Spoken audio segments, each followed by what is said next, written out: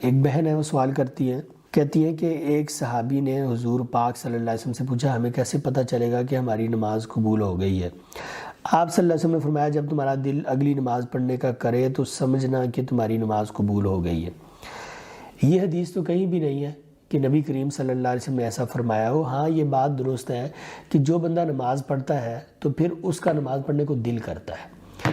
صحیح بخاری مسلم میں حدیث ہے، نبی کریم صلی اللہ علیہ وسلم نے ارشاد فرمایا سبعۃ یظلھم اللہ فی ظلہ یوم لا ظل الا ظلہ، کہ قیامت کے دن جب کسی چیز کا سایہ نہیں ہوگا، اللہ تعالیٰ اس دن 7 لوگوں کو اپنے عرش کے سائے کے نیچے رکھے گا۔ ان میں سے ایک بندہ وہ ہوگا وَرَجُلٌ قَلْبُهُ مُعَلَّقٌ بِالْمَسَاجِدِ، جس کا دل مسجد کے ساتھ اٹکا ہوا ہوگا۔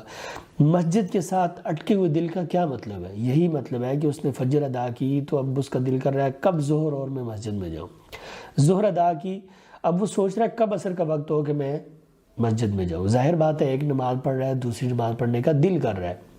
یہ بالکل نماز کی قبولیت کی نشانی ہے، بالکل یہ بندے کے مومن ہونے کی نشانی ہے، بالکل یہ بندے کے نیک صالح ہونے کی نشانی ہے کہ بندہ ایک نماز ادا کرے، اگلی نماز پڑھنے میں اس کو دلچسپی ہو، رغبت ہو اور فکر ہو۔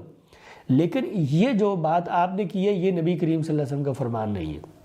ایک حدیث میں جب مومن بندے کو قبر میں رکھا جائے گا، سوال جواب کے لیے فرشتے آئیں گے تو وہ دیکھے گا سورج غروب ہو رہا ہے، تو وہ فرشتوں سے کہے گا کہ مجھے موقع دو، پہلے میں نماز ادا کر لوں، بعد میں تم سے بات کرتا ہوں۔ تو یہ بھی اس بات کی علامت ہے کہ جو مومن بندہ ہے وہ اپنی نماز کو ترجیح دیتا ہے اور نماز میں اسے دلچسپی ہوتی ہے۔